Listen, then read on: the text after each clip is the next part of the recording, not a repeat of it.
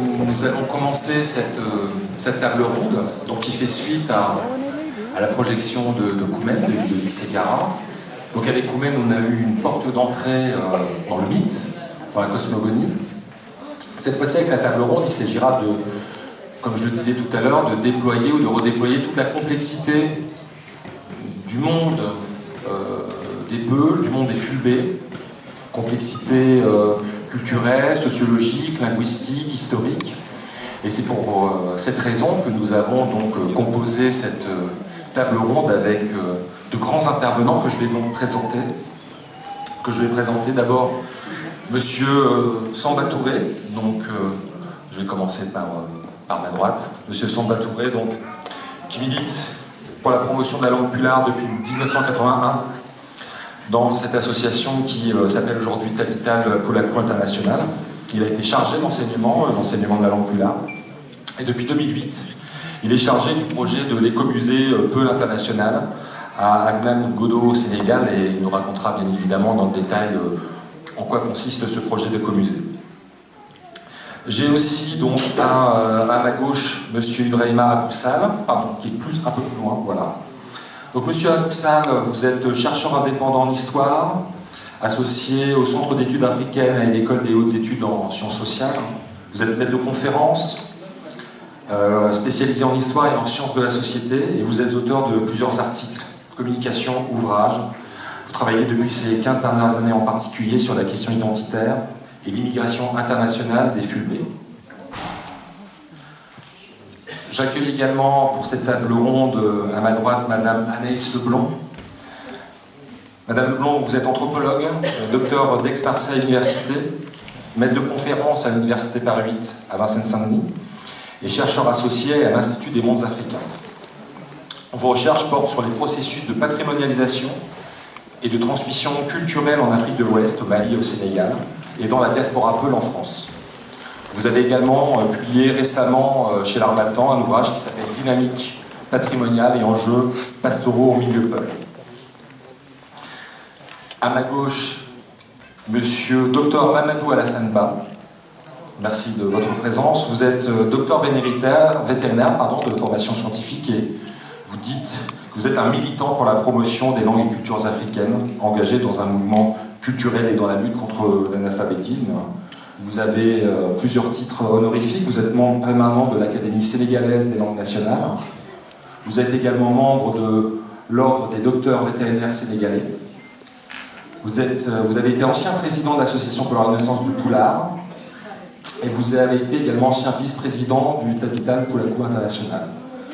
Vous êtes un écrivain en langue nationale pulard, vous êtes auteur de plusieurs articles scientifiques, vous avez traduit Bertolt Brecht de l'allemand au pulard, et vous avez fait partie de l'équipe qui a traduit l'histoire générale de l'Afrique aux éditions de l'UNESCO. À ma gauche également, Monsieur Mohamed Oussi, très heureux de vous accueillir autour de cette table. Vous êtes un mathématicien. À partir d'octobre 2014, vous avez initié une thèse de doctorat en mathématiques au laboratoire AGN de l'Université de Cergy-Pontoise. Vos recherches portent, je cite, sur l'étude qualitative des équations aux dérivées partielles. Il sera inutile de me demander ce que cela signifie. Je demanderai directement à monsieur Si, bien sûr. Vous avez été récompensé par de nombreux prix. On peut citer la bourse d'excellence de Master Recherche de l'Université de Cergy-Pontoise, le prix au mérite en sciences par l'Académie de Paris, la bourse domaine d'intérêt majeur de la région Île-de-France et le prix Action collaborative de la Banque Casden et du FSMP. En parallèle à vos activités de recherche mathématique, vous travaillez sur l'intégration des sciences modernes en langue pulard. Et vous avez écrit un livre de mathématiques supérieures en pulard cette année. À ma droite, Monsieur Mamadou Dem. Merci monsieur d'être présent à nos côtés. Vous êtes sociologue des migrations et du développement local, diplômé de l'École des hautes études en sciences sociales. Vous êtes également diplômé d'études diplomatiques et stratégiques supérieures du Centre d'études diplomatiques et stratégiques de Paris, de l'École des hautes études internationales. Et vous êtes auditeur de l'Institut des hautes études de défense nationale de Paris en diplomatie et en économie militaire. Et puis à ma droite, monsieur Seydou Abacha, qui est juste là, que vous connaissez déjà, acteur de théâtre, acteur de cinéma, auteur de Waban Show, ici, ailleurs, Je prends l'exemple d'un spectacle qui a beaucoup tourné, qui a été beaucoup apprécié, qui s'appelle L'Humour Noir. Et vous êtes auteur de contes et de fables humoristiques à dimension et à proportion philosophique. N'ayons pas peur des mots. Voilà, et c'est avec cette table ronde donc nous allons bien travailler à toutes les questions que nous avons commencé à déployer. Et je passe tout de suite la parole. Ah, pardon, excusez-moi, il y a un intervenant de dernière minute, bien sûr. Ah ben, oui, merci. Eh bien, je prends le relais de Saïdou. J'ai le plaisir de vous présenter notre frère et ami et spécialiste de la langue pulaar, Modibo Mohamedou Aliou, qui est l'élève de Roger Labati, après Francis Lacroix, un des fondateurs des études de Peul à l'UNALCO et aujourd'hui le responsable de cette langue-là à cette université. En applaudissement de la votre part. Merci d'être venu à notre table ronde, elle sera encore plus riche et plus fournie. Là, du coup, j'embraye directement et je passe la parole à Monsieur Touré qui va donc nous présenter ce projet important d'Écomusée pour lequel, évidemment, toutes ces manifestations qu'on vous propose représentent autant de marchepieds pour permettre à ce que cet Écomusée puisse enfin voir le jour.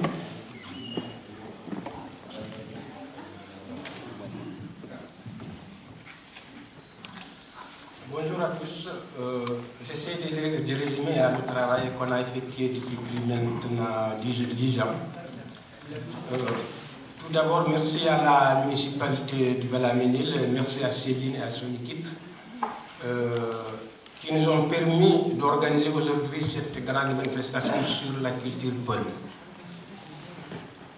Il y aura d'autres manifestations qui vont suivre au Sénégal dans le cadre du projet de l'Écomusée international Peul en janvier 2017.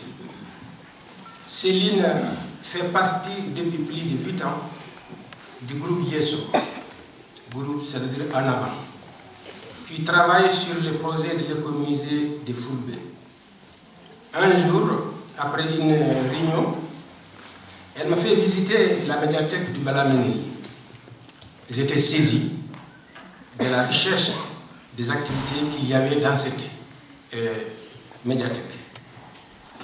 J'ai proposé tout de suite à Céline d'organiser une manifestation, c'est-à-dire que Tabital Poulagou, groupe Yesso et l'équipe de la médiathèque. Et elle m'a dit que cette idée lui semblait possible. Le projet de cette manifestation est donc parti de là.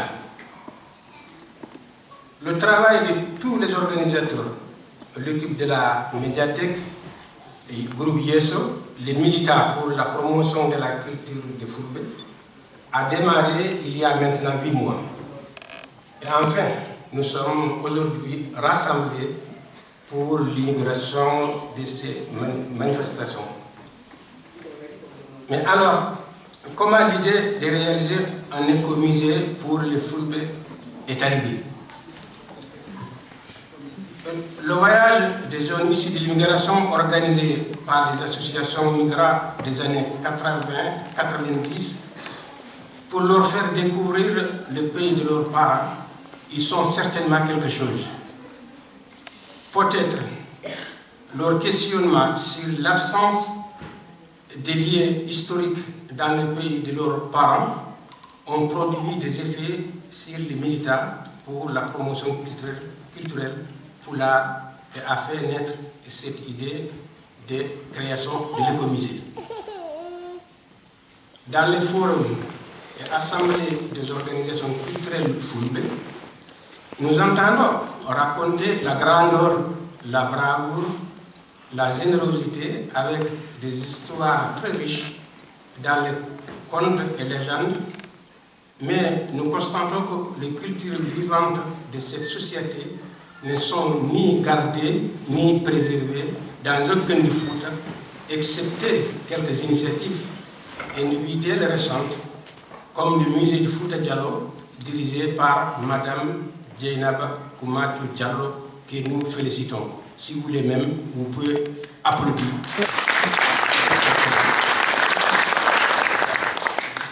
En Europe, tout est écrit et préservé. et dans l'Europe, il faut nous binda, ça on a pris ça sur les poèmes de Cheikh Oumar Ba, qui est là. En Occident, les acteurs des associations fondées pour la promotion de la langue et de la culture ont compris qu'un peuple qui ne préserve pas son histoire, son patrimoine, dans le lieu adapté, est un peuple qui va disparaître.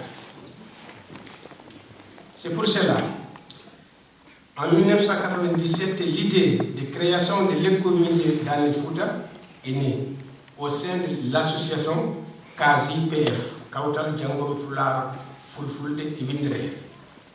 L'histoire n'oubliera jamais ceux qui ont émis cette idée, notamment Mamadou Lo, qui aimerait bien être avec nous aujourd'hui, comme tout le monde le sait, il est malade depuis des années. Avec ses amis, Ibrahima Chongan, qui est là aujourd'hui, dans le petit avec Sada Mangal et d'autres qui faisaient partie de la section de CASI-PF d'Orléans.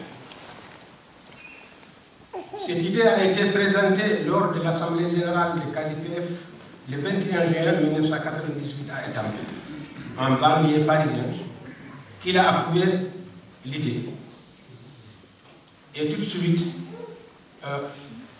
des cotisations ont commencé à arriver pour le projet.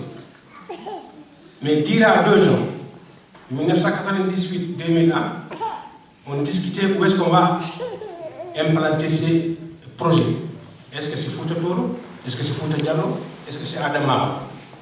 Mais finalement, on est tombé à le projet qu'il soit implanté dans le Fouta Toro. Dans un village qui s'appelle Anyamgodo. Bon, je cite un historien renommé qui s'appelle Youssouf Gueye, de Mauritanie, de Kayedi à Mauritanie, paix à son âme, il dit les Fulbe, quand ils furent arrivés à Fouta, le village d'Anyamgodo était habité. C'est pour ça qu'on y trouve des noms jusqu'à présent, Chongan, Mangan, Sonyan. Ça, c'est un propos de Ténis Fougé. Et l'histoire, ou bien le choix de ces liens était motivé par 3 choses. 1. La stabilisation politique du pays, Sénégal. 2. La terre historique de Fouta Toro. 3. Le village Anyamgodo, c'est un village historique et aussi bien placé parce qu'il est au milieu de Fouta. Parce qu'on disait ça le Fouta c'est Chilon, mais Chilon peut-être c'est un gros village, mais le vrai historique du village dans le Fouta, c'est Anyamgodo. Donc tous ces motifs-là qui ont amené les porteurs de ce projet de choisir le village d'Anyamgodo. Ensuite, Anyamgodo, Mamadou Lo, qu'on a cité tout à l'heure, a été dépêché, est allé à Anyamgodo pour dire que le village d'Anyamgodo a été choisi. Est-ce qu'Anyamgodo accepterait de donner un terrain pour le projet? Et que le village d'Anyamgodo a donné un terrain de 4 hectares. Et ce terrain de 4 hectares a été validé par les autorités sénégalaises, c'est-à-dire la communauté rurale à cette époque. Et en 2004, la majorité des sections de capitale Poulagou ont approuvé le projet. Mais à la suite aussi de voyage de Mamadou Lo à Anyamgodo, Katantel Ibrahima Kane, qui était en 2004 président de capitale Poulagou Europe, était allé là-bas pour poser ce qu'on appelait les premières pierres. Je pense qu'il est là, il pourrait donc témoigner comment ça s'est bien passé. Toujours en 2004, comme capitale Poulagou Europe ou bien France, la majorité des sections avait approuvé de devenir excusez-moi, c'est KGPF à cette époque, la majorité avait accepté de devenir Tabital Poulabou, étant donné qu'en 2002, le Tabital Poulabou a été créé à Bamako, mais la majorité des membres de Kawtal Django Poulabou à cette époque n'était pas pour. C'est pour cela que le projet a été stoppé. Jusqu'au congrès de Tabital Poulabou français qui a eu lieu à Etampo en 2008, le projet de l'écomusée était presque suspendu. C'est à partir de là, de ce congrès,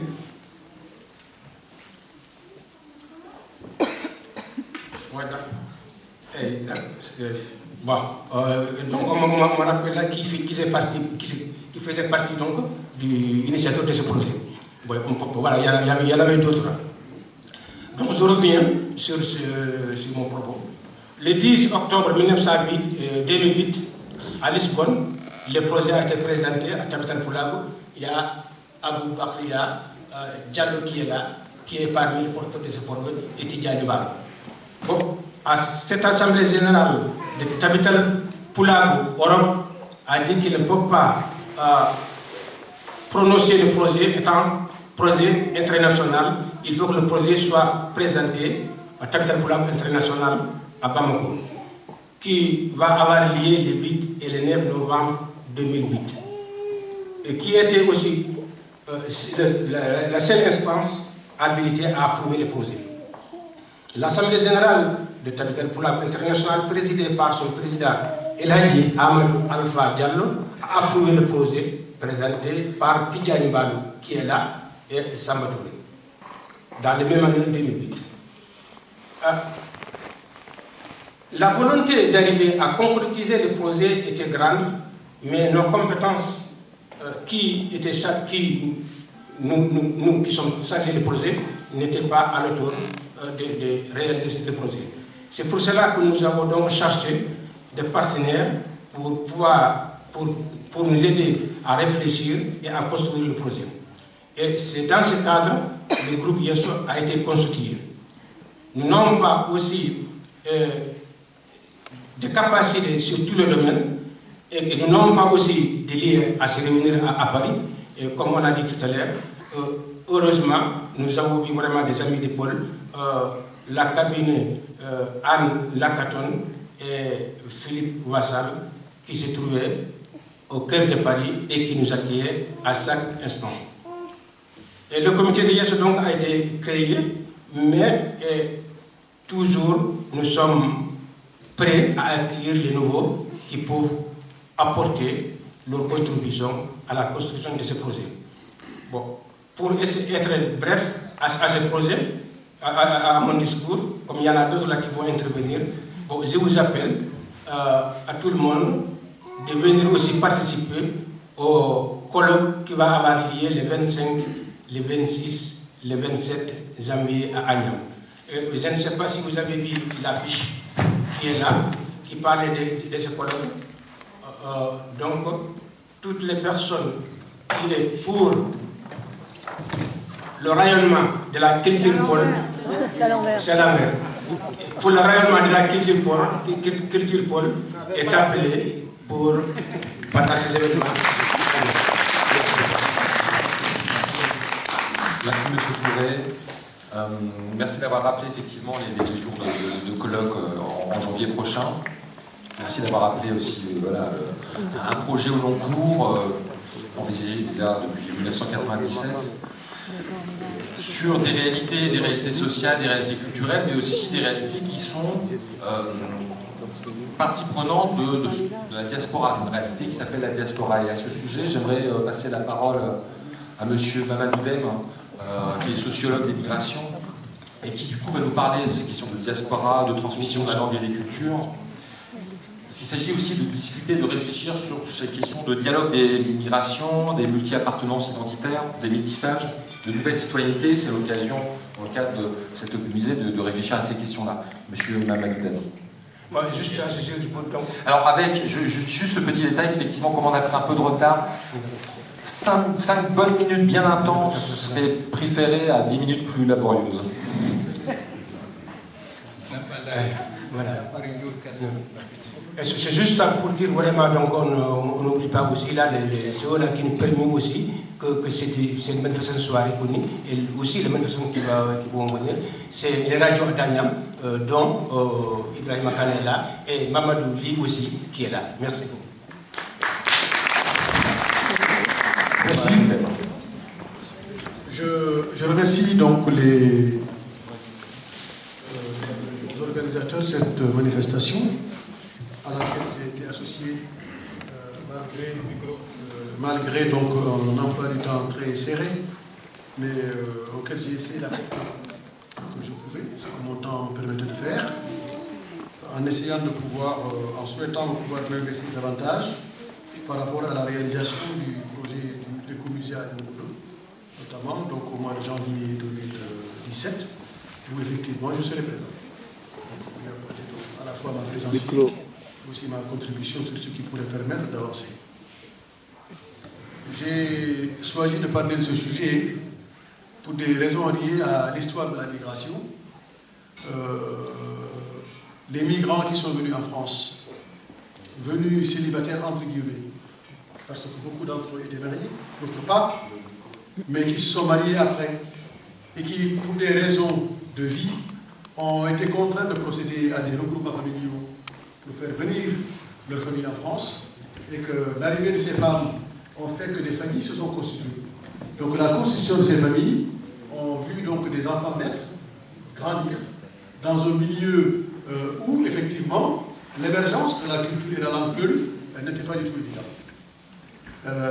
Compte tenu du contexte socio-culturel et aussi institutionnel du pays dans lequel ces migrants foulbés vivaient, il était particulièrement difficile donc de faire émerger une identité partagée, où effectivement les gens qui vivent dans ce pays-là, tout en acceptant de s'insérer, je n'aime pas trop le mot intégrer, de s'insérer donc dans la dynamique sociale en France, gardent néanmoins donc des liens culturels avec le pays d'origine, et essaient par la permanence de ces liens culturels avec le pays d'origine de transmettre des valeurs, de transmettre des appartenances, de transmettre des mémoires, de transmettre des histoires et des identités.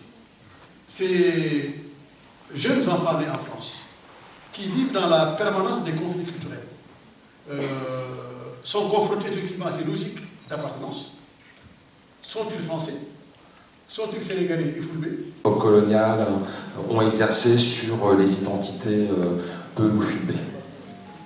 Merci. Vous m'entendez? Oui. Donc, je vous remercie de me donner la parole et je suis assez impressionnée d'intervenir devant les premiers militants du Poulard et les spécialistes du Poulard. Donc, je parle sous votre contrôle et j'espère que dans les débats, on pourra échanger. Donc, comme Saad l'a dit, j'interviens en tant qu'anthropologue et j'aimerais questionner les représentations européennes sur les foulbés, puisque les foulbés, dès le 19e siècle, vont fasciner les Européens, les explorateurs coloniaux, les administrateurs coloniaux et les premiers anthropologues. Et cette fascination va donner lieu à la production de multiples descriptions, de multiples ouvrages, dans lesquels va progressivement se construire une image idéalisée, une image stéréotypée de cette population peul, et souvent très homogénéisante, unifiante, malgré la diversité des contextes et situations dans lesquels se trouvent les foulbés. Donc, parmi ces descriptions, il y en a une qui est importante, qui est celle réalisée par le général Faidherbe, qui a combattu les Alpoulards et mené par El Hadj Omar Tall dans sa conquête coloniale du Sénégal. Et une historienne, Anna Pondopoulo, qui est collègue de M.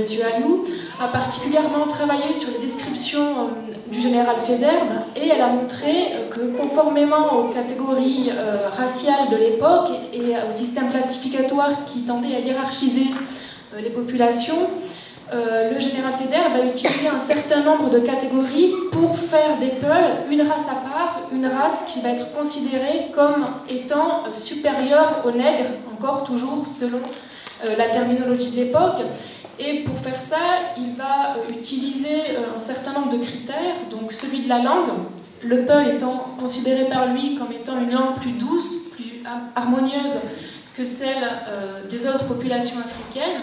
Il va aussi retenir la particularité de leur physique, qui sont décrits comme blancs. On retrouve ce que M. Sarr disait tout de suite, comme blancs, aux traits fins, alors que les autres populations africaines... On a dit que ce n'était pas une réalité, que c'était un stéréotype. Et les autres populations africaines sont décrites avec des traits beaucoup plus grossiers. Ils sont aussi dépeints pour leur noirceur. À ça s'ajoute aussi l'image, le statut d'étranger. Faidherbe va prêter, et Faidherbe et les autres administrateurs coloniaux vont prêter des origines orientales ou moyen-orientales, enfin, surtout extra-africaines, à cette population, ce qui va être un indice supplémentaire de la supériorité de cette race Fula, tel qu'il est décrit. Et il va également donner des Peuls une image de peuple conquérant, créateur d'États et d'États musulmans, ce qui étonne particulièrement les voyageurs de cette époque en Afrique et les administrateurs coloniaux qui sont face à des structures étatiques qui se développent donc au Massina, au Fouta Toro, à Sokoto ou dans la Damawa. Et donc cette image produite par l'administration coloniale va faire entrer les Peuls dans la conscience européenne, dans l'imaginaire européen, et va, comme étant une race à part, et va faire qu'à partir du XXe siècle, un certain nombre d'anthropologues vont être engagés à mener des recherches sur ces Peuls qui bénéficient d'une image déjà à part.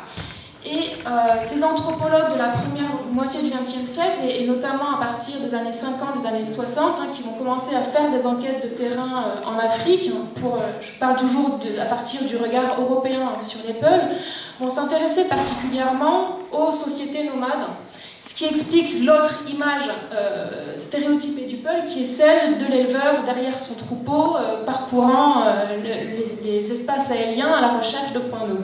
Et parmi ces anthropologues, il y en a une particulièrement qui a eu un grand rôle, qui est Marguerite Dupire, qui est une anthropologue française, la première anthropologue de terrain, et est considérée comme la première spécialiste des Fulbe, qui va travailler sur les Bwelabé du Niger. Donc les Bwelabé, pour ceux qui ne connaissent pas, ils sont en général très connus pour leur danse et pour l'esthétique féminine, et masculine surtout.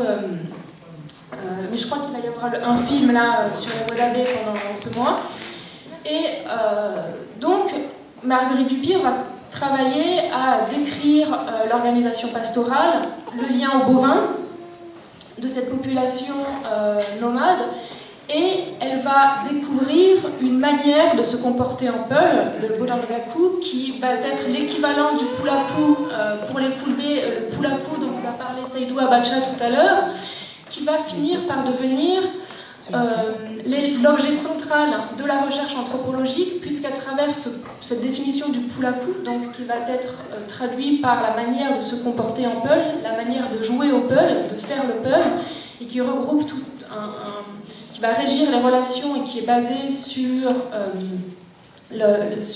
l'expression d'une maîtrise de soi, d'une certaine retenue, d'un respect ou d'une intelligence particulière, va être reprise par les descriptions qui suivront, qui seront faites par les anthropologues à la suite de Marguerite Dupire dans quasiment toutes les sociétés Peul. C'est-à-dire que du Cameroun au Sénégal, en passant par le Burkina Faso, les anthropologues européens vont avoir recours à cette notion de Pulaku pour définir l'identité Peul et la manière de se comporter en Peul, ce qui va encore participer à ce caractère un peu homogénéisant des Peuls. Et surtout, à partir de là, l'image du Peul authentique qui va se construire est celle de l'éleveur de zébus.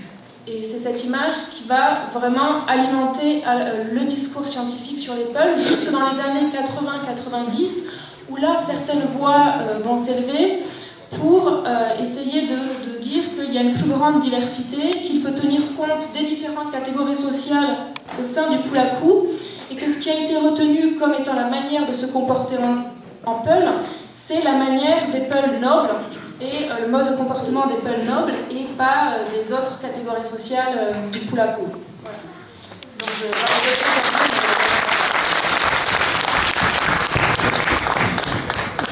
message.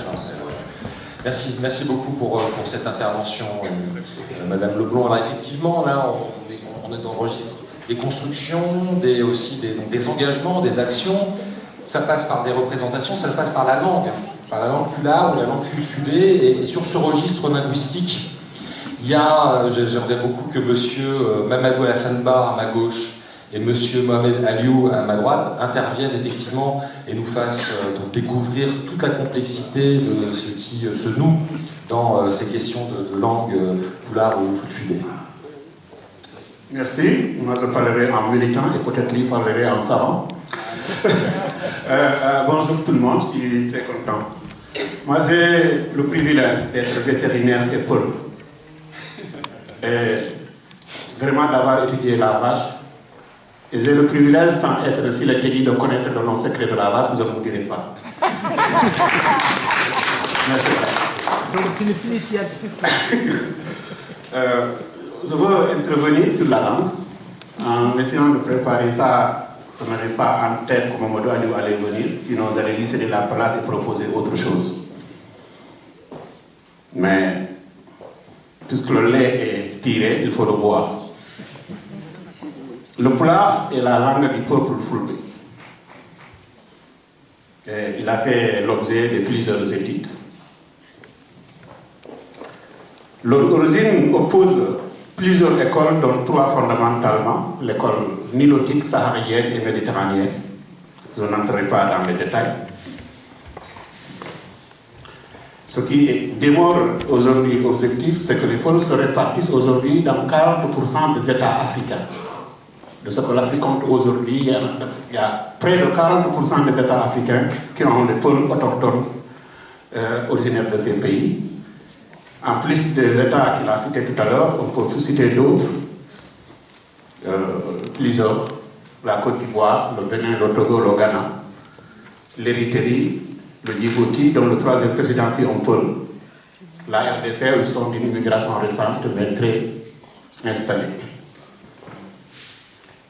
La langue pulaar ou fulfulde, à l'instar du Serer, Wolof, Temne et Diola, fait partie du groupe ouest atlantique de la famille Niger-Congo, selon les travaux de Hamburger de 1946.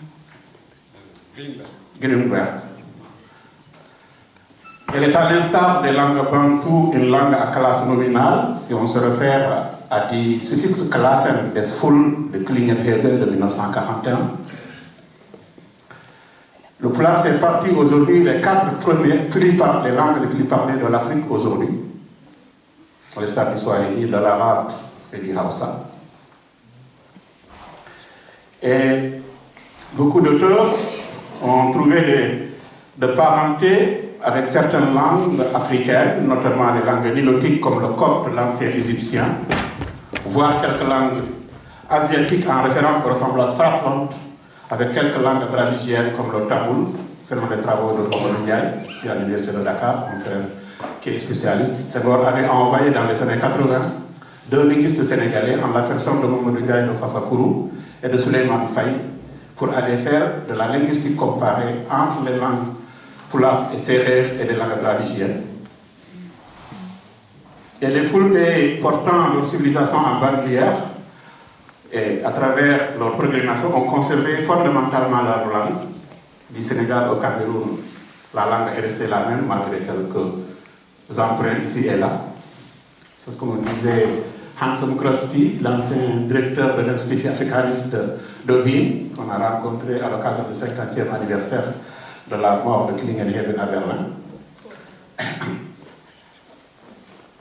Et c'est dans ce contexte les peuples n'ont pas hésité à valoriser tout ce qui s'offrait à leur intelligence, y compris l'écriture. Et il y a eu 3 grands mouvements, 3 grandes graphies. Il faut aller très vite. Il y a eu, dans l'époque moderne, disons au début du 17e, 18e siècle, avec l'avènement de ce que Ibrahim Aboussal parlait des mouvements islamiques, l'avènement des marabouts, il y a eu le besoin d'écrire le pulaar et ils ont employé la graphie arabe. avec ses limites, c'est que ces graphies arabes n'ont jamais, qui étaient très développées dans les foyers culturels et culturels, n'ont jamais eu une harmonisation d'écriture. Donc, chaque groupe écrivait cette langue de sa manière. Il y a ce que j'appelle une graphie neutre, qui était les efforts de certains marabouts ou certains penseurs qui ont voulu créer des graphiques qui n'étaient ni arabes ni latines. Et ça a existé, il y a toute une lignée. Le plus célèbre, pardon, c'est Thierno Aliba, dans l'est du Sénégal, dans les années 30. Et il y a eu l'utilisation des caractères ou de la graphie latine. Et cette utilisation de cette graphie latine a aussi deux phases fondamentales. C'est une phase coloniale et une phase post-coloniale. Durant la phase coloniale, comme il est ressorti dans un des manuels de l'apprentissage du Poulard écrit en France, et dont l'ancien secrétaire général de l'économie française avait fait la préface, en constatant qu'avec l'Occident, les pôles se sont repris avec eux-mêmes et ne voulaient plus entrer en contact avec l'Occident ni avec la France. Les Français étaient en ce moment dans l'obligation d'apprendre eux-mêmes la langue Poulard pour mieux pénétrer l'ampoule. Et c'est dit textuellement comme ça dans le texte. Et ces gens-là avaient leur particularité aussi d'étudier le Poulard, mais utiliser le caractère latin. Mais la particularité de cela, c'est que chaque scientifique français écrivait en français avec sa graphie latine, l'anglais avec sa graphie latine, l'allemand comme ça. Il n'y avait pas non plus une harmonisation. Et c'était vraiment la limite de cette graphie qui n'avait pas une harmonisation parce que chacun des pays. Mais il n'en démontre pas moins que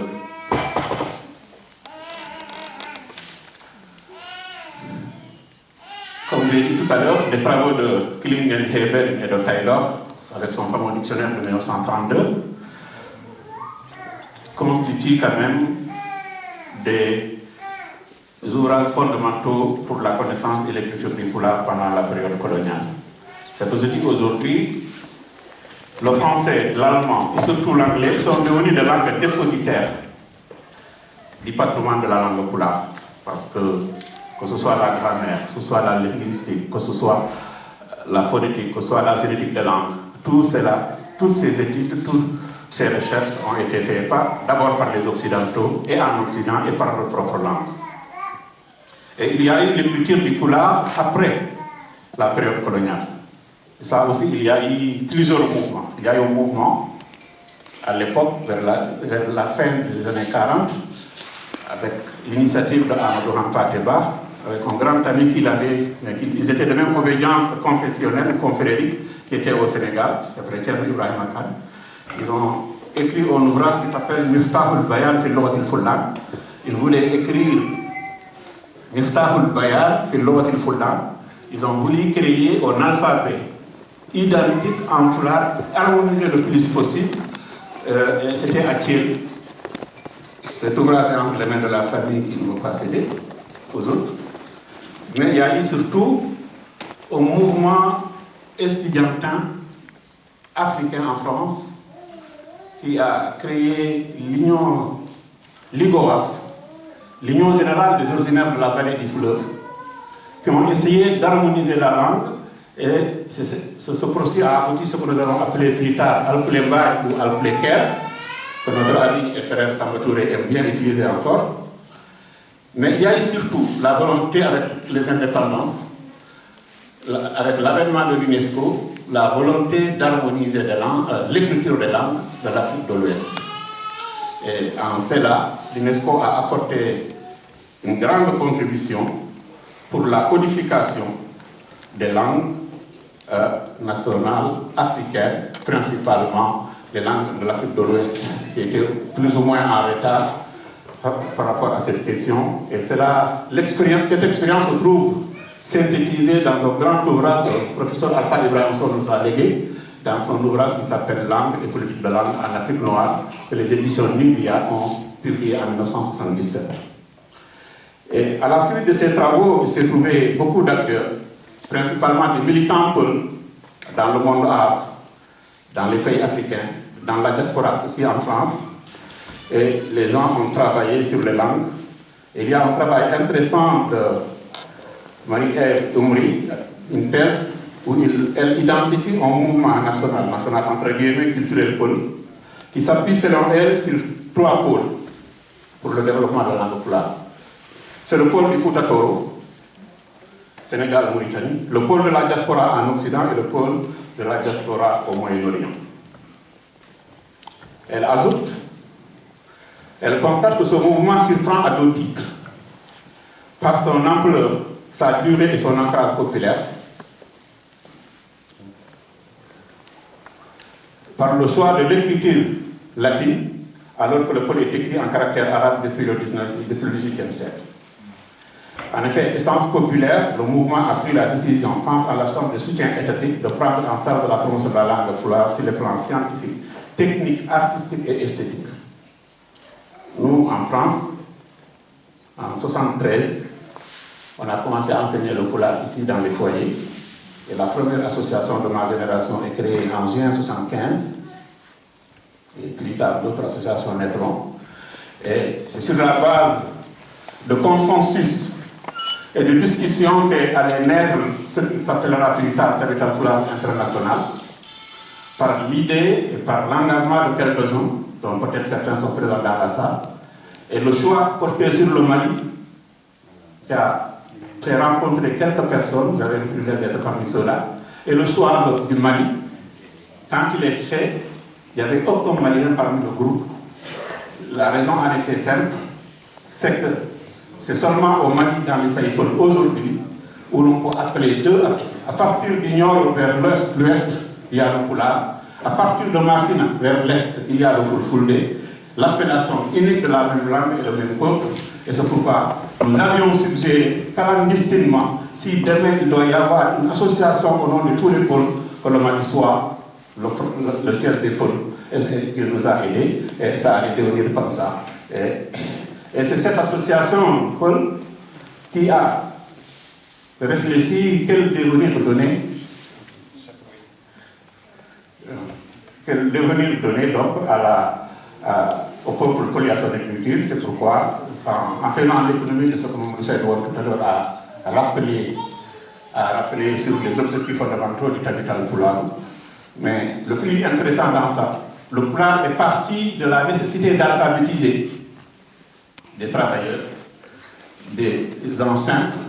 On en est arrivé aujourd'hui à une intelligentsia capable de traduire les concepts scientifiques, techniques et numériques dans la langue pulaar en la personne de nos zones cadets, tels que Mohamed Sy, tels que Ibrahim Sarr Assam, qui a le privilège de faire entrer le pulaar comme la 101e langue dans le Facebook. C'est la 2 semaines. Je vous remercie. Merci, M. Assenda. Je passe la parole à M. Ali. Voilà, bon, tout simplement, je dois d'abord dire que je suis vraiment très heureux d'être ici présent parmi vous. Je ne dirais pas que je me suis imposé, mais je me suis rajouté à cette table ronde parce qu'il était question du PUL. Bon, Mamadou Alassane Ba, avec qui nous militons depuis 1979, avec la création de Bindé Diandé, tout ça, donc avec Samba Touré, évidemment. Donc, voilà. Donc, nous avons, j'ai exactement 5 minutes, donc en 5 minutes, on peut dire très peu de choses en PUL, surtout que je ne l'ai pas préparé. Donc, j'ai 2 choses à dire. Voilà. Donc, premièrement, j'ai une information à passer. Parce que beaucoup de gens ne le savent pas, mais ce pays où nous sommes est le seul où on peut présenter, enfin, sauf peut-être les pays anglophones, je ne sais pas, au Nigeria peut-être, est le seul pays où on peut présenter le PUL au bac. Il faut que les lycéens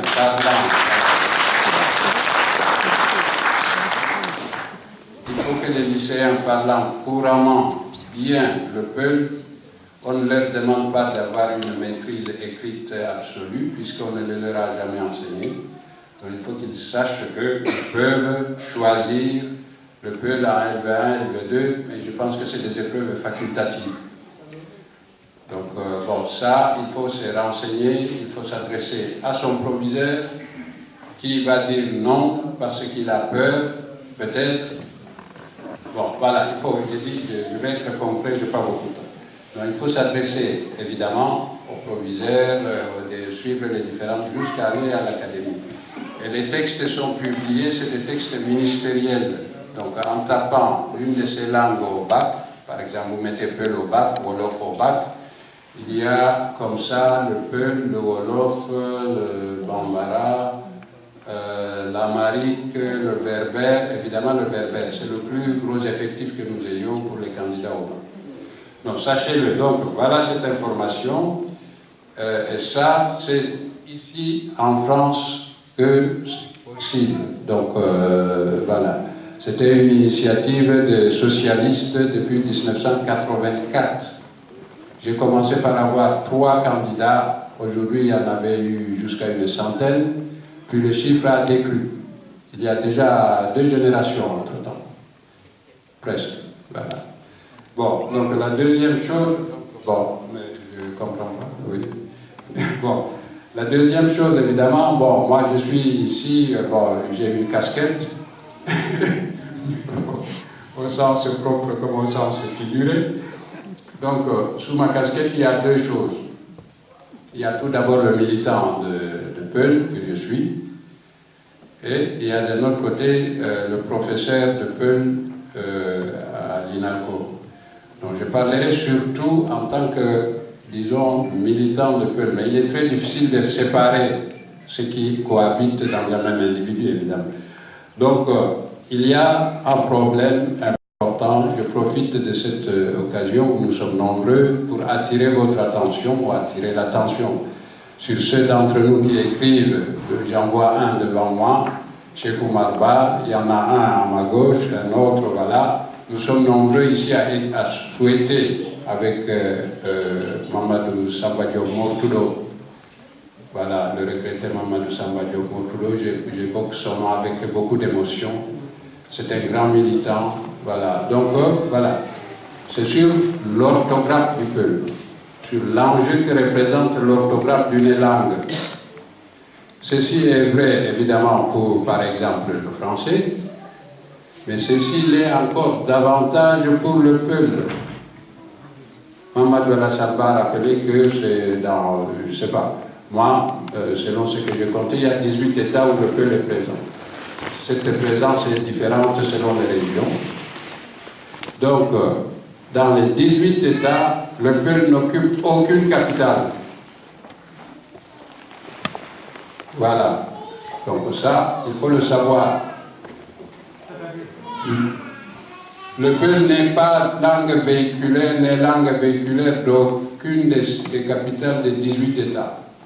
Le peul est présent bien sûr à Yaoundé, au quartier de la briqueterie, un peu partout. Le peul est bien sûr la première langue du Cameroun, ce que beaucoup de gens ne savent pas. Voilà, mais le peul n'a pas le statut du Wolof, par exemple. C'est la réalité, ni du Bambara. Donc, je continue. Donc, ça, il faut le savoir. Le peul n'a pas le statut du Swahili ni du Hausa. Ce n'est pas une langue du commerce, sauf peut-être dans le Nord Cameroun. Voilà. Le peul a un statut important, c'est vrai. Il transmet la religion. L'écrit, donc les caractères arabes, etc. Mamadou Alassane Ba en a parlé. Voilà. Donc, c'est une langue dispersée, à laquelle nous sommes tous très attachés, heureusement. Voilà. Donc, on n'écrit pas n'importe comment. Et nous avons bénéficié d'une chance inouïe dans l'histoire. À ma connaissance, moi, je ne connais pas. Donc, sans avoir toutes ces positions, voilà que tout d'un coup, au lendemain de la conférence de Bamako, malgré la diversité de l'orthographe du peuple, il y avait 5, 6, 7 façons d'écrire. Attendez, 4 réellement. Tout d'un coup, tout le monde écrit de la même façon, correctement, bien. De Rosso à Bahr el Ghazal, c'est-à-dire au Soudan. Par exemple, Abou Mangalamine, qui a publié sa thèse en 1985, est de ce pays. Donc ça, sans qu'il y ait un enseignement, une autorité politique, une fonction majeure, un rôle. Ça, c'est absolument capital. Il faut sauvegarder ça. Il ne faut pas casser ça. Pourquoi je dis ça? Parce que au tournant des années 90, on a vu apparaître dans les où des gens qui ont introduit des notations fautives, notamment, bon, je n'irai pas trop loin, c'est un peu trop technique, notamment sur l'écriture des radicaux. Un peu, le locuteur Peul du Fouta Toro écrira Hoynu de Hoyremu pour Hoynu de Horemu, ce qui veut dire avilir sa tête, tandis qu'en écrivant Hoynu de Hoyremu, ça aurait voulu dire avilir son avilissement, ce qui n'a pas beaucoup de sens. Donc vous voyez, donc, il y a ces notations fantaisistes, il faut les abandonner. Bon, évidemment, ça ne s'abandonne pas. J'ai pris trop de temps, donc voilà, il y a beaucoup d'autres choses à dire. Alors, évidemment, le fait de dire, voilà, bon, je ne sais pas, voilà, il nous faut ceci, il nous faut cela, le fait de dire, bon, allez, je voudrais manger, etc., mais je voudrais un champ, ça ne vous donnera pas le champ. Donc je vais dire que dans la deuxième chose, et c'est là qu'il y a la casquette, je m'excuse auprès de l'organisateur, je ne vais pas être trop long, il y a la casquette du professeur. Il faut se mettre au travail. Il y a du travail pour tout le monde à tous les niveaux. Voilà. Il faut que nous avons perdu une dynamique que nous avions dans les années, quand moi j'avais avec d'autres, nous avons fondé Binde et Diandé. Voilà, donc il faut s'organiser, travailler, c'est-à-dire, bon, c'est très peu de choses, hein. Il faut des ateliers partout, surtout que maintenant nous avons des moyens de diffusion extraordinaires, donc voilà, donc il y a évidemment à discourir là-dessus pendant longtemps. Donc sachez que ce que nous avons obtenu, donc je finirai par citer un proverbe que je cite souvent, qui a deux variantes. Donc je m'excuse de le citer, personne n'est ni l'âne, ni un âne, ni une vache, parce que les peuples disent Nake wawa sanje seko, inawa viftir tout de nom. Voilà. La vache ne sait pas tresser la palissade. Bon, palissade c'est une traduction de seko. Le seko est partout dans la vie des peuples. Mais la vache sait le défaire clairement. Alors, ceux qui sont gentils citent le proverbe en disant Nake. Mais il y en a qui disent Mbappa. Mbappa wawa sanje seko, l'âne ne sait pas. Donc, voilà, il ne faut pas être, voilà, il faut faire très attention à ceci que nous avons obtenu et savoir que c'est très important et se mettre au travail. Au travail, au quotidien, au travail à tous les niveaux, il y en a pour tout le monde. Si vous êtes à court de faire quelque chose, venez me voir à l'INALCO, je vais vous suggérer plein de choses à faire. Voilà.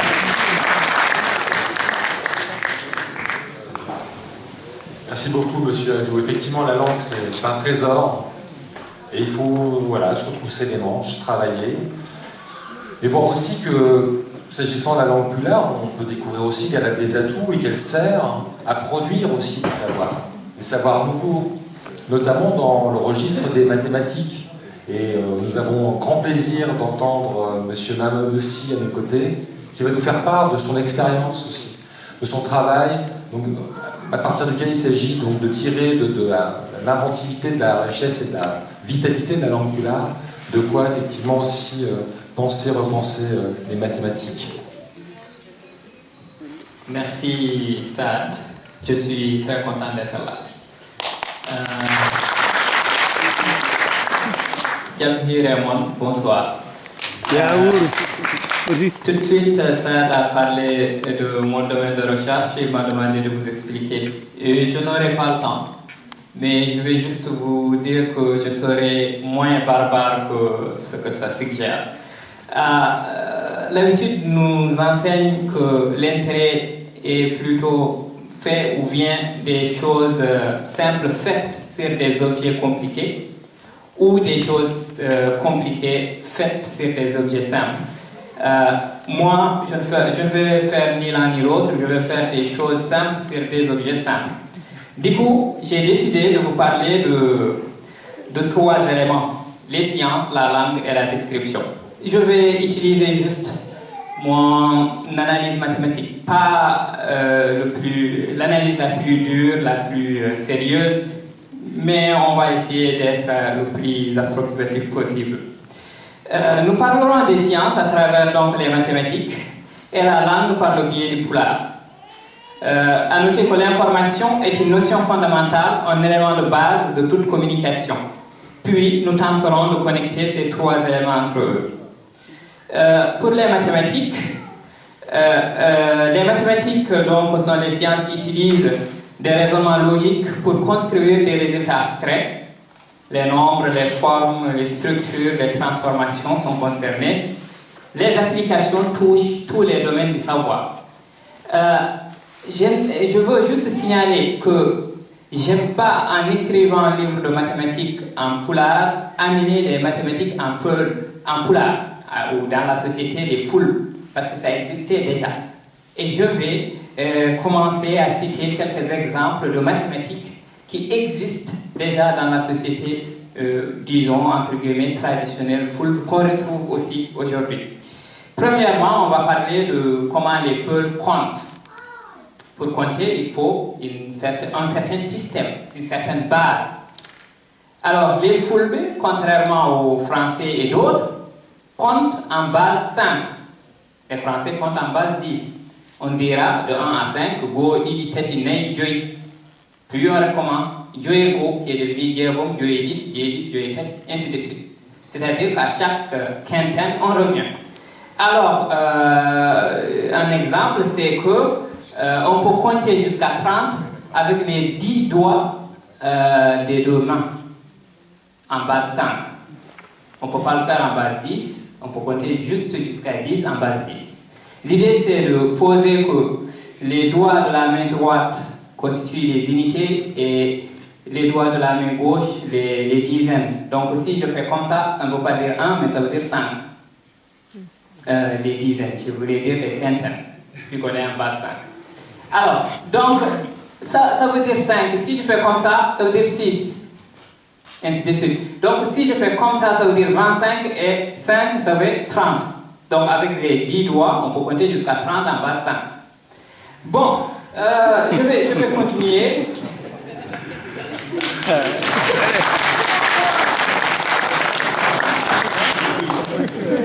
Je vais continuer en remarquant juste qu'en semblant de cette base, ces mathématiques sont tellement profondes. En semblant de cette base, il faut se retrouver au niveau de l'anthroponymie Peul dans au moins certaines régions, où la progéniture d'un couple est nommée selon le sexe et suivant l'ordre de naissance par l'un des 5 prénoms fondamentaux. Par exemple, Hamedi, Samb, Demb, Yero, Pat chez les garçons, et ainsi de suite. Il y a un équivalent chez les filles, c'est Sira, Penda, Kumba, Nakoda. On en a 5 prénoms fondamentaux que, selon l'ordre, la personne ou l'enfant qui est associé donc à l'enfant. Alors, donc, on pourrait, et le système il est cyclique, parce qu'au bout du 5e, l'autre, par exemple, moi, je suis en Hamedi Poudirab. C'est-à-dire on deuxième. Donc on voit bien que le numéro 6, Dieu est beau, je suis là. Alors, on continue aussi nos observations parce qu'il ne s'agit pas que de compter. On va remarquer qu'une bonne part des constructions des outils de décoration ou de ménage traditionnel des Peuls suivent des formes géométriques plutôt compliquées, ayant trait à la courbure et son uniformité. On peut citer les cases cylindriques, les enclos circulaires, les chapeaux et les toits coniques, des vents et des couvercles en parfaite forme de disque. La courbure, c'est une notion extrêmement compliquée. D'ailleurs, je me demande au passage, c'est quelque chose que Seyda Batchi pourrait dire aussi, que lequel entre le Peul et la case du Peul a triché sur le chapeau de l'autre. C'est Katante qui doit répondre à cette question. Est-ce qu'il a triché sur sa case ou c'est sa case qui a triché sur lui? Parce que ce qu'il a sur la tête, c'est exactement ce que sa case a sur la sienne. Et donc, je vais m'arrêter là, donc, sur les mathématiques anciennes, mais on peut quand même remarquer là que donc, les mathématiques étaient très profondes dans la tradition peul, jusqu'à tel point que sous une hypothèse d'une pratique d'écriture, on pourrait même parler d'une activité scientifique entretenue qui, dans ce cas, donc, aurait dû se perdre en même temps que l'écriture. Bon, je vais parler maintenant de langue par mon analyse de mathématiques que je décrivais tout de suite, enfin une analyse très incertaine, et je vais m'excuser devant notre cher professeur parce que là je m'aventure là. Alors, au-delà de l'identité sociale qui peut être associée à une langue, cette dernière, avec toute indépendance sociale, remplit fondamentalement le rôle de support dans la communication. La communication est un échange d'informations. L'information est une quantité indépendante de toute langue. Ainsi, l'information contenue dans la phrase « cet auditoire est magnifique » peut être véhiculée dans toutes les langues du monde. En tchèque, par exemple, ça donnerait « publicum je krásný ». C'est ainsi, d'ailleurs, que toutes les langues du monde sont capables de supporter toutes les sciences, parce qu'il s'agit d'informations codées et formulées. Alors, si on revient à la langue, je la vois comme une méthode conventionnelle pour coder l'information qui est appelée à être partagée. Ainsi, on a beau entendre notre histoire personnelle racontée dans une langue qu'on ne comprend pas, on n'en tirera rien. L'information qui est contenue est sans doute connue de nous, mais le codage nous est étranger. Au passage, je pose la question de l'enseignement en langue africaine en remplacement des codages étrangers aux enfants de 6 ans. À noter quand même qu'en Afrique, le reniement de soi constitue une bonne part du programme de CP. Bon, je vais sortir de cette parenthèse triste pour vous faire goûter de la beauté d'une langue. Car bien plus qu'un support de communication, une langue a sa beauté propre qui, souvent d'ailleurs, est facteur d'efficacité, et facteur de son efficacité. Vous avez donc déjà compris qu'un groupe humain donné a besoin d'échanger des informations pour maintenir une vie interne, ce qu'on appelle la communication, et que la langue sert de support à l'information partagée qui n'en dépend aucunement. Nous essayons dans ce qui suit de décrire la solution que les Peuls ont trouvée pour leurs besoins de communication, à savoir la langue pulaar. La langue pulaar est connue, mon maître va en parler, pour avoir beaucoup de classes nominales. On dirait que le total tourne autour de 25, mais je ne m'en vanterai pas plus devant Mohamed Aliou. La classification donc des noms dans une langue peut se faire selon certains critères. En pulaar, elle est souvent faite selon des critères physiques ou géométriques, et chaque classe singulière a une sorte d'article qui lui correspond, le classificateur. En voici des exemples. La classe Zungul, par exemple, décrit la longueur, le caractère filiforme, comme Laoul, Léoul, Géoul, Tcharoul, Bokul, Gaoul, Léfoul, Taloul, ce qui veut dire chemin, poil, fissure, trace, corde, canal, racine ou nerf. La classe de D qui décrit la rotondité, comme Yitara, Haere, Dende, Tokber, Akber, Hoder, qui veut dire œil, caillou, melon, point, étoile. La classe de Dam qui se rapporte au liquide, comme Diam, Idam, Nebam, Kosa, qui veut dire l'eau, le sang, l'huile, le lait, ainsi de suite. Donc on voit bien ça de classification. Alors, ce n'est que ça, on peut pas, on a 5 minutes, mais on peut parler de Gungo qui se rapporte au caractère plutôt étendu, Ngal à l'aspect esthétique, etc. Ce qu'il y a à noter, c'est que les adjectifs qualificatifs, en s'accordant au mot d'une classe donnée, acquièrent la classe en question. Autrement dit, l'accord préserve la classe. Ceci est en fait important, car l'intérêt de tout le business qu'on est en train de parler, c'est de pouvoir en tirer profit dans le domaine de la description. Or, les adjectifs qualificatifs ont un grand rôle à jouer dans la description. Ainsi, si j'entends Gulda, je penserai à Diam, l'eau, ou à un autre liquide plutôt qu'à Kajil, le caillou, que je n'hésiterai pas à envisager si j'avais entendu Gulgil. Ce n'est pas tout. Si on reste encore dans le champ de la description, nous verrons que le pulaar est très à cheval sur la précision. une opération est prévue à cet effet, c'est la dérivation. Elle consiste à rajouter un suffixe à la racine d'un verbe pour rajouter de l'information. Par exemple, hal c'est parler. Si je dis halirde, je rajoute une information sur la manière de parler. C'est-à-dire que j'ai rajouté le ir à hal pour rajouter de l'information pour préciser la manière. Alors, une chose extraordinaire est qu'on peut combiner plusieurs dérivateurs dans un ordre donné. Ainsi, le verbe wattaniroid en a associé 4. Le te, le an, le ir, le oi. Tous ces 4 ont leur précision spécifique. Un dérivateur attire beaucoup mon attention, c'est le dérivateur ondir. Il marque la symétrie, la réciprocité. Comme ça, mondir, comme voit se dire, ainsi de suite.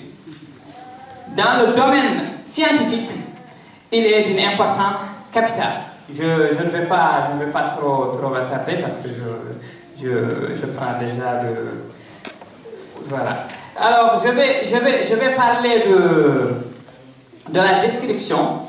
Description synonyme de présenter ou de présentation, d'exposition, de faire l'inventaire de, exposer des caractéristiques d'un objet, d'un être ou d'un événement, présenter l'information que l'on absorbe d'un sujet par quelque sens que ce soit. La description est une substance essentielle au savoir. Une langue telle qu'on l'a définie ici est donc le support fondamental dans cette communication qu'est la description, parce qu'il en s'agit d'une. Alors, je vais m'arrêter là sur la description. Je veux juste conclure maintenant en disant que dans la discussion qu'on vient de faire, nous avons observé des phénomènes de la langue, en particulier une partie de la technologie linguistique du Pulaar, sa puissance descriptive. Nous avons vu que la science tient à coder l'information et à formuler des lois là-dessus, que la description est essentielle aux sciences. Ainsi, le Pulaar sert à la description sert à la science, ce qui me permet de dire que les enjeux du projet de science en Pulaar sont à double sens. C'est vrai que la science servira au Pulaar en permettant à son génie d'éclore, mais aussi le Pulaar contribuera à son développement par son génie propre. Je vous remercie. Merci monsieur Chi. Alors, vous parliez de puissance descriptive, en tout cas ce que j'en ressens, c'est l'enthousiasme extraordinaire que ça déchaîne chez vous, et c'est vraiment très très beau de pouvoir partager avec vous, cette puissance-là, cet enthousiasme-là, qui est une des raisons évidemment de cette rencontre, cette table ronde, et puis alors, pour continuer à filer l'enthousiasme, je crois qu'on a un bon compagnon parmi nous, Monsieur Seydou Abacha, qui va aussi rendre compte et témoigner de la vitalité de la langue pulaar dans un registre qui est celui de la fable, de l'humour, du conte, et qui, quand il m'a envoyé le contenu de son intervention, m'a proposé le résumé suivant, nous disant qu'il allait nous raconter l'histoire d'un peul qui s'est crevé un œil pour un mal dedans, pour justifier ses gémissements de douleur d'une nuit passée chez sa belle famille. C'est à Seydou Abacha de vous expliquer cela. Merci Sada. C'est pas facile de prendre la parole devant, après les grands chercheurs, après les grands docteurs, après les grands scientifiques, parce que vous avez des scientifiques et des scientifiques. Tout à l'heure, Amadou Ampateba, il disait que la femme, quand il parlait de la femme Peul, il disait que la femme Peul est très exigeante. J'en connais aussi, qui sont très chiantes. Excusez-moi le terme. Mais quand même, quelque part, sur le peuple, l'attitude générale du peuple, je vais être très modeste, parce que l'humilité fait partie du peuple. Je n'aurais pas accepté d'assister à cette conférence simplement parce que j'ai perdu l'habitude des petites médiathèques. J'ai perdu l'habitude des petites salles, j'ai perdu l'habitude des petites villes, j'ai perdu l'habitude du petit public, j'ai perdu l'habitude des petits Mais quand même, en un rien de temps, on peut se partager beaucoup de choses. Beaucoup de choses. Je commencerai par la cosmogonie peur. Au départ, il n'y avait rien. Quand Dieu s'est créé. Une réponse que nous, adultes, tout en disant que nous sommes Sénégalais et Fulbés, mais vivant dans cette permanence d'un pays où, effectivement, nous avons accepté un certain nombre de modes de vie. Nous avons donc intégré une certaine façon de faire, façon de vivre et façon de voir la vie. Donc il y a une mutation culturelle en notre sein en tant qu'adultes, malgré que nous sommes dévenants, alors que les enfants qui sont nés ici en France ne sont pas du tout dévenants, mais ce sont des enfants nés dans un pays auquel ils revendiquent l'appartenance, tout en étant fiers des origines de leurs parents. Comment donc arriver à marier cette problématique-là d'échange entre l'acceptation de vivre citoyen français, en même temps la revendication d'appartenir à une autre culture, à une autre histoire, qui fait que ces personnes-là sont plusieurs en une personne. À partir de ce moment-là, donc essayer de construire quelque chose. Je crois que l'expérience portée par les associations sénégalaises Peul en France a été quelque chose de dynamique qui m'a permis, moi, dès les années 84, donc à m'intéresser à cette question, donc sur le rôle et la place des enfants nés en France dans la permanence de la langue et civilisation et culture Peul en France, et aussi en quoi cette permanence peut être utile dans le développement, ici et là-bas, dans une dynamique de co-développement partagé, dans une dynamique de co-éducation interculturelle et intergénérationnelle, entre enfants et parents qui vivent en France. Cela pose des problématiques, cela pose des enjeux. Donc la première initiative dans ce sens qui a été lancée pour créer une dynamique relationnelle entre les parents, les enfants et le pays, a démarré dans les années 80. La première association en France qui a effectivement porté un projet de lien culturel entre la France et les pays d'origine, c'est l'association Dental Futuro. Celle que nous avions créée en 1987, et au sein de laquelle j'avais charge du dispositif des animations et de la formation.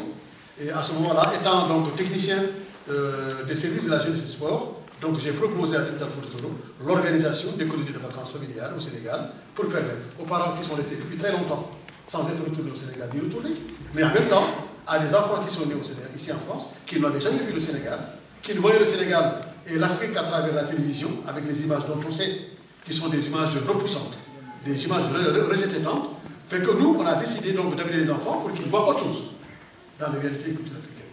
Ça a été un boom, une dynamique qui a ouvert toutes les portes à toutes les initiatives associatives, qui ont fait que beaucoup d'autres associations, comme le KGPF, ont suivi ce processus, amenant des enfants, articulant les découvertes des cultures d'origine à l'apprentissage de la langue et culture en France. Cela donc pose des problématiques assez importantes.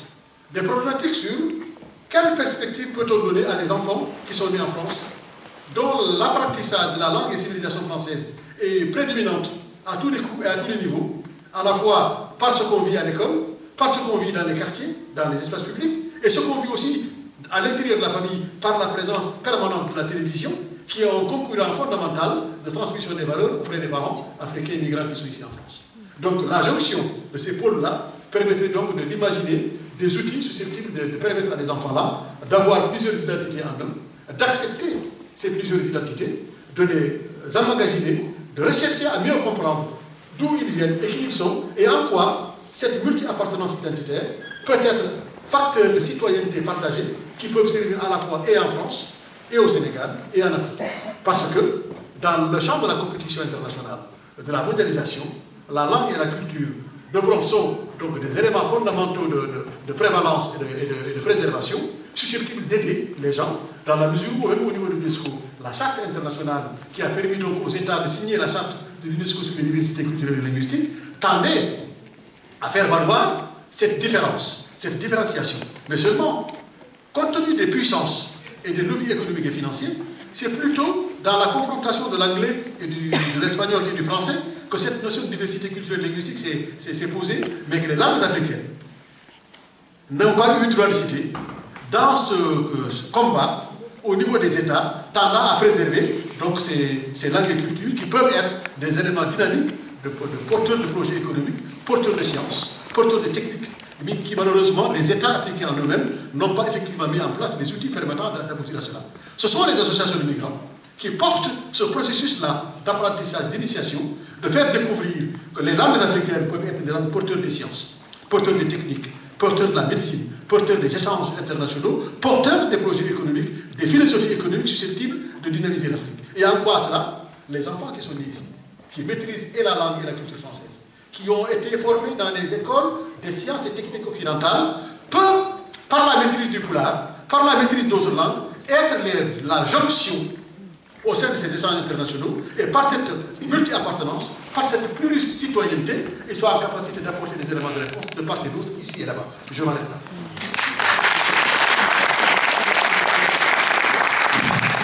Merci, monsieur Dem. Alors effectivement, là, des grandes questions ont été voilà, brassées, et des mots importants, multi-appartenance, identité partagée.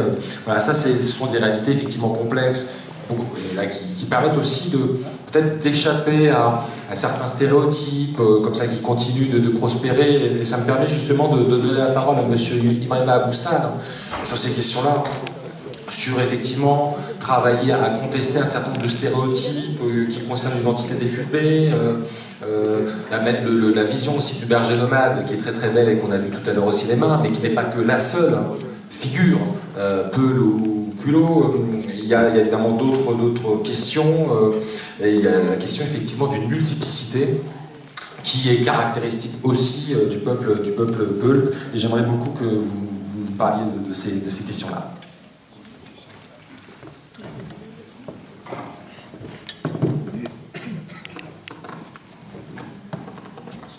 Merci donc de nous avoir permis de prendre la parole, et je remercie en tout cas la mairie de Blainmesnil pour cet accompagnement dans ce travail qui est fait donc par l'association ISO et ensuite Habitat pour la Boue.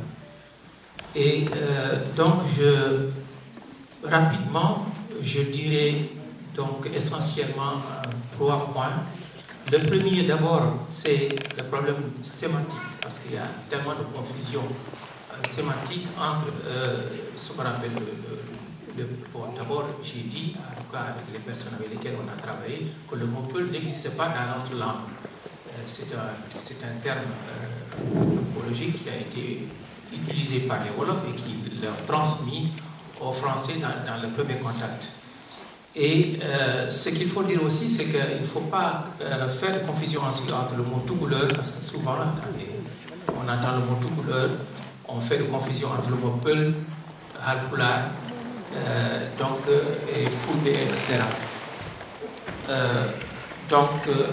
Je dirais d'abord ce qu'il faut préciser, c'est que le mot toucouleur, c'est une déformation de Tekrour.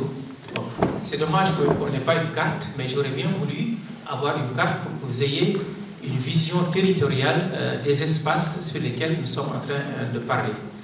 Donc, rapidement, essayons de ne pas faire ces confusions entre les mots toucouleurs, parce que c'est un terme qui est utilisé aussi par certaines populations pour désigner ce qu'on appelle aussi les foules. Autre chose aussi, c'est qu'on a tendance à figer psychologiquement l'esprit du Poulou sur une réalité sociale ou anthropologique, c'est la vache. Dès lors qu'on parle de Poulou, de Fulbe, bon, pour ceux qui ne connaissent pas, Poulou c'est le singulier et Fulbe est le pluriel. On a tendance à faire cette confusion entre Poulou et vache, comme si le Poulou c'est exclusivement la vache. Non, c'est une occupation sociale.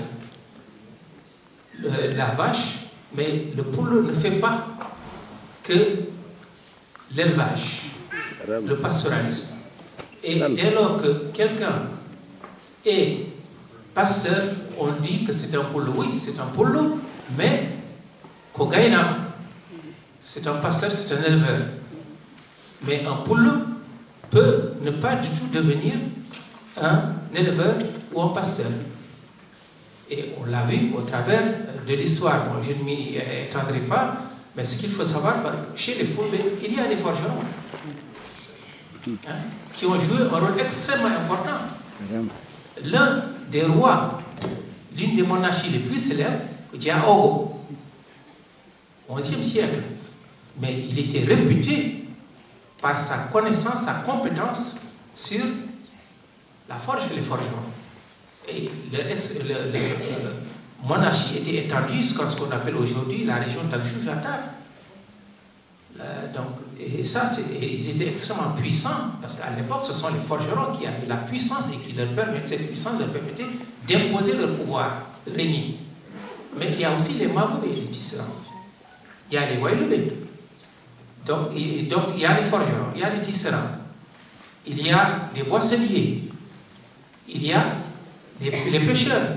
Parce que si on fait des recherches sur la langue du Pulaar et la maîtrise et la richesse de cette langue dans la pratique de la pêche, on voit que c'est extrêmement important. Et d'ailleurs, on l'a vu, si on avait la carte, dans ce qu'on appelle aujourd'hui l'Adrar, le nord de la Mauritanie, la Saba, il y a des traces de pratique de la pêche, parce que par la toponymie, on voit qu'à l'époque, ces Fulbe pratiquaient une grande activité de pêche, et cette pratique existait encore jusqu'à il y a à peu près quelques siècles. Et c'est un vieux Maure qui me l'avait dit en 1980 à Attar. Il m'a dit oui, ils pêchaient ici, mais aussi, ils étaient des éleveurs, mais ils pêchaient ici parce que ces régions-là étaient en tout cas remplies d'étangs où ils pratiquaient la pêche. Bon. Donc, ne voyons pas, comme on l'a vu dans le film, le poulo, c'est exclusivement l'éleveur, la vache. Non. Et ça, au travers de l'histoire, on le voit. Autre chose aussi que je voulais faire savoir, c'est que les Fulbe sont très étendus dans 18 pays aujourd'hui en Afrique. De la Mauritanie, du Mali, du Sénégal, de la Gambie, la Guinée-Bissau, Sierra Leone, le Nigeria, le Niger, la République centrafricaine, le Cameroun, le Soudan, le Tchad, un peu en Éthiopie. Bon, il y a une histoire qui explique cela. Bon, ça c'est actuellement, mais on l'a vu dans les peintures rupestres, que ce soit à la frontière entre la Libye, dans le Tassir Majeur, entre la Libye et l'Algérie, ou bien même, et ce qui est paradoxal, en 1979, il y a eu des travaux à Nouakchott, on a trouvé des peintures rupestres ou bien des fouilles archéologiques, de la poterie, mais pour des raisons idéologiques, politiques, le gouvernement mauritanien détruisait systématiquement pour laisser toute trace, enlever toute trace. Comme il le disait, il voulait construire une Mauritanie dans laquelle, avant l'arrivée des Arabes, il n'y a aucune présence humaine. Ce sont les théories qui continuent jusqu'à présent. Mais on trouve quand même des traces. Bon, maintenant, je suis en relation avec un archéologue qui s'appelle Dem, qui avait même demandé à faire des recherches dans ce qu'on appelle le centre de la Mauritanie, mais le gouvernement mauritanien refuse systématiquement toute recherche dans ce domaine, pour des raisons purement idéologiques. Alors que lui, ce qui l'intéresse, c'est un travail en tant qu'archéologue. Bon, ce qui fait que toutes ces régions-là sont occupées par des Fulbe. Mais pourquoi? Bon, on a vu tout de suite dans le film des peintures rupestres dans ces régions-là. Mais comment se fait-il que les populations n'habitent plus ces régions et sont descendues plus au sud? Bon, ce qui fait que ce qui alimente aujourd'hui plusieurs thèses sur les origines des Fulbe. Je ne m'y attarderai pas parce que c'est comme si on demandait aujourd'hui sur les origines des Français. Ça fait l'objet de beaucoup de débats. Et sur les origines des Fulbe aussi, je ne m'y attarderai pas. Mais ce qu'on a constaté quand même, sans l'absence de l'archéologie, sans l'absence d'autres documents écrits, à partir de la langue, à partir de certaines pratiques, vous avez vu les femmes avec leurs tresses, c'est ce qu'on retrouve en Égypte ancienne depuis l'époque pharaonique. Ce sont les pratiques. Et la langue aussi, par des noms de famille, des pratiques autres. Bon, de plus en plus, il y a aussi la toponymie. Tout ceci permet de voir qu'il y a eu certainement des migrations de population. Et quelles sont les raisons? Il y a certainement le climat, l'évolution du climat. Même nous, bon, moi j'ai 68 ans, mais j'ai eu l'occasion de voir une forte évolution du climat depuis les années 50 jusqu'à présent. Et quand on parle de nos ancêtres aussi, c'était la même chose. Donc ce qu'il faut savoir, c'est qu'il y a une évolution qui a été une conséquence de l'occupation de l'espace par ces populations. Parce que ces populations pratiquent la pêche, pratiquent l'agriculture et pratiquent l'élevage. Et à cause du climat, de l'évolution du climat, ces populations sont obligées de se déplacer. Mais autre raison aussi, c'est que à partir de l'arrivée de l'islam en Afrique, donc dès le 10e, 11e siècle, on constate des conflits de population. Ce qui fait qu'à partir du 11e siècle, on voit de plus en plus de fortes mobilités des populations, de fortes mobilités. Ce qui fait qu'on peut dire que ce qu'on appelle aujourd'hui le Massina, des populations qui descendaient dans ces régions pour pouvoir se protéger et protéger en tout cas toutes les populations qui étaient victimes de ce qu'on pourrait appeler des agressions. Et ce que nous avons constaté, c'est que ce qui fait que ces populations s'installent de plus en plus dans les bassins du fleuve Sénégal et du Niger et de plus en plus vers le sud pour pouvoir bénéficier de protections beaucoup plus importantes contre ces mouvements. Et dernier point sur lequel, deux autres points sur lesquels il faut insister pour comprendre les raisons pour lesquelles il y a cette évolution, c'est les mouvements, ce qu'on pourrait appeler les mouvements islamistes. Bon, on peut parler non seulement des Fulbe, mais aussi des Mossi ou autres ont été victimes de ce qu'on appelle les mouvements des Mandés, de l'Empire Mandé, que ce soit Mansa Suleiman, Mohamed Silla et autres qui ont organisé ces actions et qui ont mobilisé des populations qui ont été obligées de descendre beaucoup plus au sud. Il y a cet aspect. Autre aspect aussi, c'est que c'est le colonialisme européen. Et ce colonialisme européen a fait qu'aujourd'hui, avec cette mobilité, les populations sont réparties dans différents pays. Et autre chose qu'il faut constater aussi, bon, dans certaines régions, dès qu'on voit quelqu'un, ah, c'est un Peul. Oh non, non, il n'est pas Peul, il est noir, oui, ceci, c'est cela. Mais le Poul, il est du plus noir au plus blanc. Moi, j'ai rencontré, dans le cadre de mes recherches, des personnes. Bon, je prends l'exemple de mon frère qui me disait une fois, lorsqu'il est venu pour la première fois en 1933 dans notre village, il est allé voir notre grand-mère et quand il a vu, non, non, non, il a fui, ils ont fui, il moresque. On dit non, non, non, mon père m'a dit non, non, c'est ma mère. Et on voit dans d'autres régions, on rencontre des gens qui ont des teints qui ici sur le blanc, des fous. Mais dans d'autres régions, du plus noir. Et pourquoi cela? Ce qui fait que le Poul, ce n'est pas seulement quelqu'un qui est très clair, non. C'est du plus blanc au plus noir. Et qu'est-ce qui explique ce métissage? C'est parce que, contrairement bien sûr à ce que disent certains historiens ou bien certains administrateurs de l'époque coloniale française, que les Juifs, les Fulbe, certains d'origine gauloise, ou d'origine tzigane, ou d'origine chinoise, etc. Ça, il y a eu beaucoup de théories là-dessus, mais tout ça, c'est démenti. Mais ce qu'on constate quand même, c'est que c'est un peuple qui est très métissé, biologiquement très métissé, et pour les raisons, c'est que ce sont des populations qui sont très métissées avec des populations dites berbères blanches, berbères que ce soit des berbères, ou même d'autres populations, berbères, juives, etc. Bon, on parle de Koli Tengela. Koli Tengela, c'est quelqu'un qui avait eu une idée de créer un empire Fulbe au XVIe siècle, qui regroupe aujourd'hui ce qu'on appelle aujourd'hui la Mauritanie, une partie du Sénégal, de la Gambie, de la Guinée, Conakry et du Mali. Bon, il avait commencé à le faire, mais il n'a pas réussi. Mais ce que beaucoup de gens ne savent pas, c'est que quand il est venu dans ce qu'on appelle aujourd'hui le Fouta Toro, il est venu avec des populations blanches. Et parmi ces populations blanches, il y avait beaucoup de populations juives. Donc, dans les traditions, ne soyons pas surpris de trouver beaucoup de pratiques traditionnelles qui sont issues d'autres peuples. Et ça, donc, il faut bien le savoir, c'est un peuple extrêmement métissé. Et autre chose aussi, c'est que vous irez chez les Wolofs, vous irez chez les Mandins, vous irez chez les Sérères, vous irez chez les Soussous, vous irez chez les Haoussa, vous trouverez que que les Fulbe aussi ont pris dans ces cultures pour les intégrer dans leur propre culture. Autre chose aussi, c'est que l'islam a joué un rôle extrêmement important dans l'expansion des Fulbe dans l'Afrique.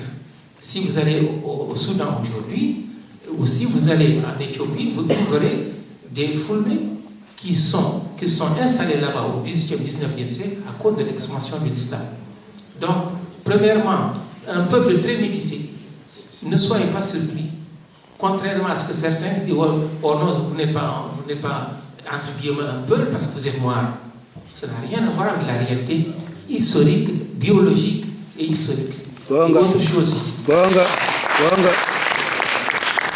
Pour terminer, la langue aussi, c'est une langue qui est très enrichie parce qu'il y a le parler dialectal. Moi, en tout cas, j'ai eu l'occasion de visiter seulement quelques pays où se trouvent les Fulbe. Le Sénégal, la Mauritanie, le Mali, le Niger, la Gambie. Mais là où on va, on trouve des parlers dialectaux. Et ces parlers dialectaux prouvent tout simplement que c'est une langue qui s'est enrichie en contact avec d'autres peuples. Je termine là parce que j'y étais un peu long, mais c'était tout simplement pour faire cette mise. Les Fulbe sont très réussis biologiquement et culturellement. Merci beaucoup pour votre intervention, M. Sall. Alors, j'accueille exceptionnellement une intervention de M. Sou, Zémile Basso, au nom du Conseil général, du Conseil général du Sénégal. M. Sou, vous êtes parmi nous. Merci. Alors, une intervention très très courte, s'il vous plaît. Merci. Oui. Donc, mais quand même courte, pour le rassurer. Voilà, donc je vous salue, je salue les travaux. Je m'assois.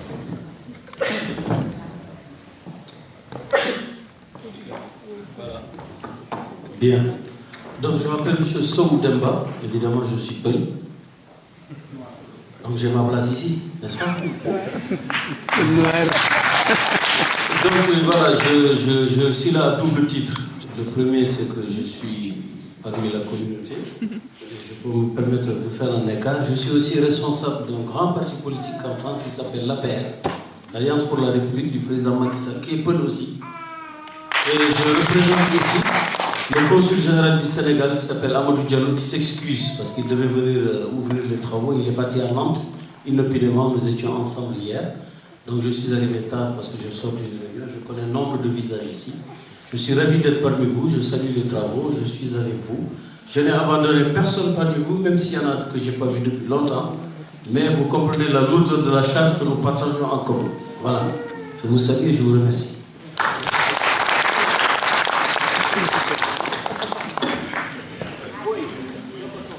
Merci beaucoup, M. Sow. Du coup, il y avait une transition que j'avais vue avec Mme Leblond. Du coup, puisqu'on parle d'identité, évidemment, on parle de multiplicité, de pluralité, de construction. Et la construction d'une certaine identité peu ou Fulbe, ça a été aussi le produit d'une littérature en particulier, une littérature produite par l'institution française. Et j'aimerais beaucoup que Mme Leblond, en sa qualité d'anthropologue, nous dise quelques mots justement sur l'influence que les représentations... Il a, dans le vide, lui, il s'est créé dans le temps indéfini et intemporel. Et il a créé 20 êtres. Il cherchait un interlocuteur valable à qui confier le secret de la connaissance, du savoir et de la science.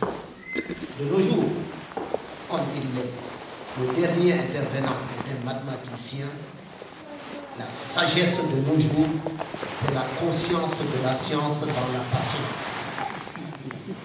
Et donc Dieu cherchait un interlocuteur valable à qui confier le secret de la science, de la connaissance et de la science. Il n'a pas trouvé des 20 êtres qu'il a créés. Il est revenu vers les 20 êtres, il a prélevé une parcelle de chaque être et il en a fait le 21e être, Neto, l'homme. Et c'est pourquoi l'homme a toutes les connaissances, tout le savoir et toutes les sciences. Ça ne fait qu'évoluer. Il suffit qu'il sache comment l'utiliser.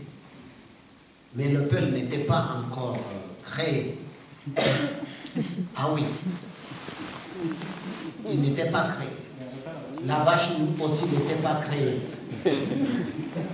Et tout de suite, de tous les animaux qu'il y avait, il voulait créer un autre animal qui soit plus intelligent, qui puisse vraiment conduire nettement dans aller explorer le milieu minéral, végétal et animal. Il n'y avait pas. De tous les animaux qu'il a créés, il a prélevé une parcelle de chaque animal et il en a fait un plus gros. C'est l'éléphant. Mais l'éléphant, ça ne suffisait pas. Et il a créé la vache. C'est alors que la vache lui a demandé « Je veux quelqu'un de spécial qui puisse s'occuper de moi. » Et c'est là que Dieu a créé le peuple.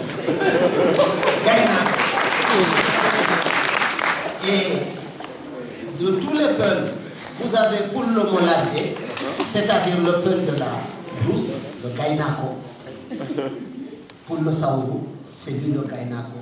Pour le Mouro, c'est-à-dire les peuples fainéants comme vous qui sont en ville, qui sont chercheurs à l'AMPE. Excusez-moi, je rigole. Vous avez pour le Modjara, c'est-à-dire le guerrier, et pour le Modefté. Vous les avez là. Ceux-là, il y en a beaucoup parmi vous là-bas. Mais toutefois, quand on regarde le peuple, son attitude, sans prétention, quand je regarde le peuple, je sais tout de suite que ça c'est un peuple. Un peuple, il ne te fixera jamais dans les yeux. Quand je suis arrivé en France, j'ai eu son problème. Je ne fixais jamais mes interlocuteurs en face. Parce que c'est signe d'être mal élevé, de quelqu'un qui est imbu de sa personne, de quelqu'un qui est... Non. Quand on te parle, tu baisses les yeux, tu ne regardes pas une personne dans les yeux, tu regardes ailleurs, mais tu lui prêtes attention, tu écoutes. Et on m'a dit, Saïdou, si tu ne regardes pas les gens dans les yeux, tu n'es pas vrai, tu n'es pas sincère, tu n'es pas droit, tu n'es pas honnête. Ça m'a choqué.